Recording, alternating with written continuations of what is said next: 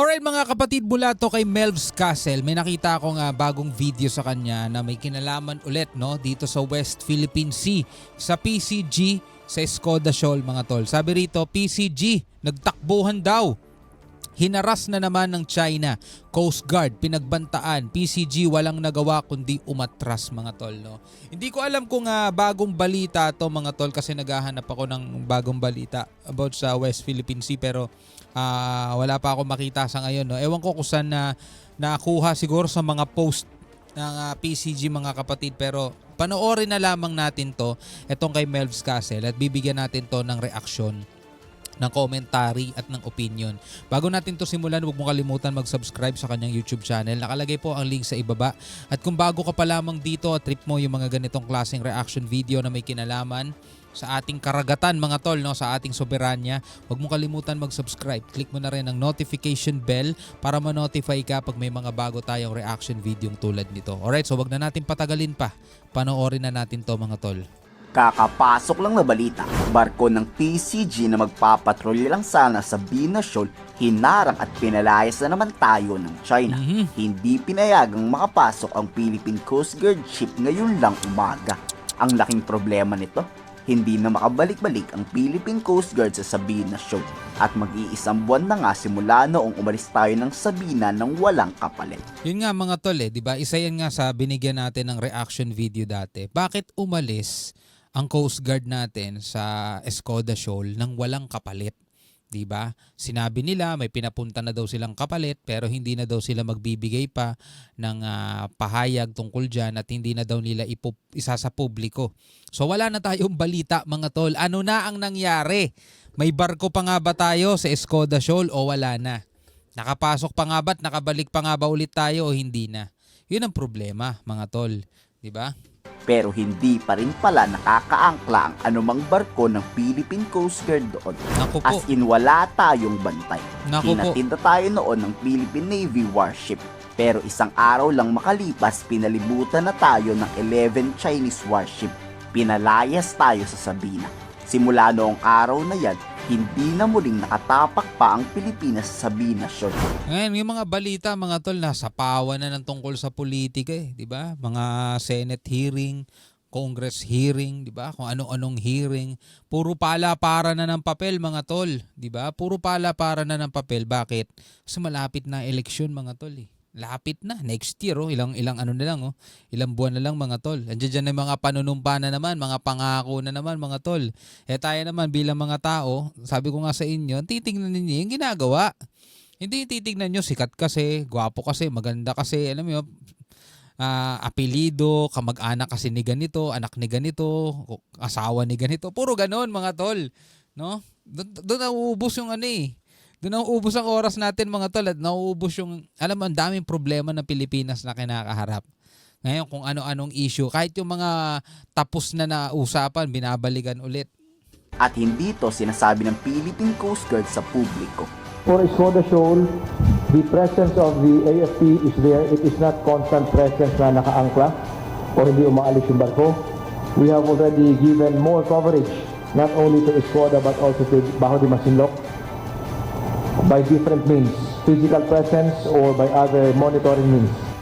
Hindi na nga inaanunsyo ang pagpapatrolya. Ang kaso, alam ng Chinese Coast Guard ang bawat galaw ng Philippine Coast Guard. Dito halata mo na agad na may ahas talaga sa hanay ng PCG. 2 beses ngang pumasok ang Philippine Coast Guard sa Sabina Shoal ngayon lang umaga at 2 beses rin hinarang ng China. Nawawalan na rin ng pag-asa ang mga maritime expert tulad ni Dr. Cabalsa. Hawak na raw ng China ang Sabina Shoal at wala nang kontrol dito ang Pilipinas. Siyempre, na timbrehan na ng China, siyempre gagawa ng paraan na hindi tayo makapasok. Pero ginawa naman ng paraan, sinubukan pumasok twice, tapos bumalik, hindi tayo makabalik doon. Yung worst na pwede nating isipin, baka makuha nga ulit talaga ng China yon, kagaya ng ginawa nila doon sa Mississippi doon. Wala na talaga. Pinabulaan na naman ng Philippine Navy ang sinabi. Wala na raw kontrol ang China sa nasabing bahura.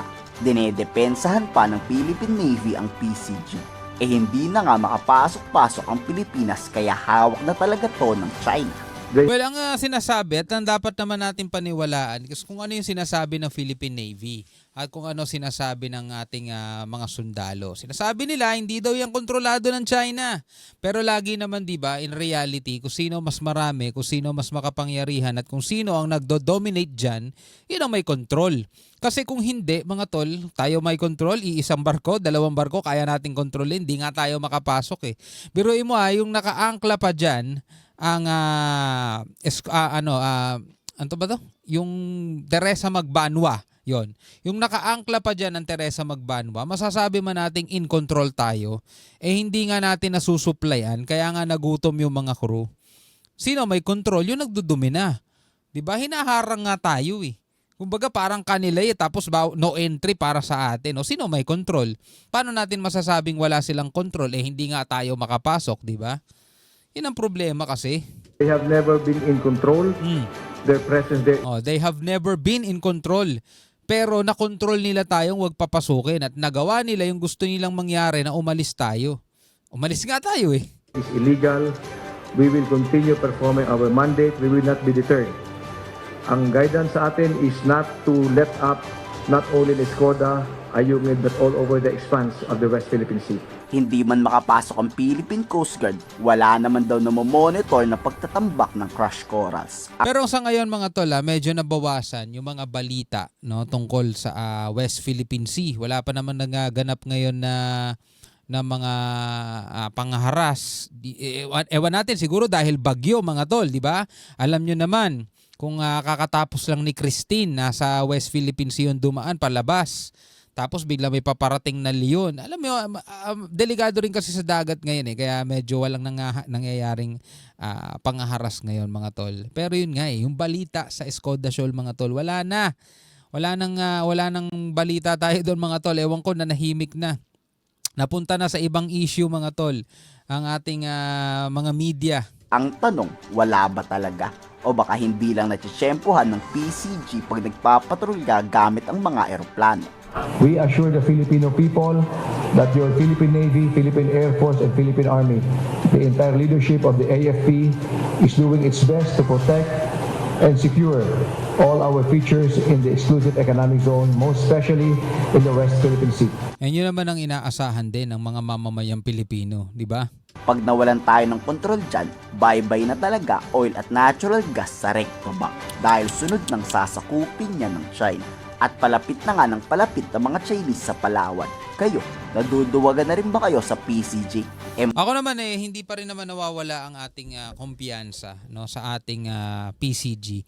Alam naman natin na magagawa pa rin nila yung kanilang mandato dyan, yung kanilang trabaho na proteksyonan ang ating soberanya. So kailangan lang talaga natin silang ding suportahan. Lalong-lalo na yung ating gobyerno na nagko-control ng ating budget, 'di ba? Kailangan talaga nilang suportahan mga tol yung ating mga alam mo kasundaluhan.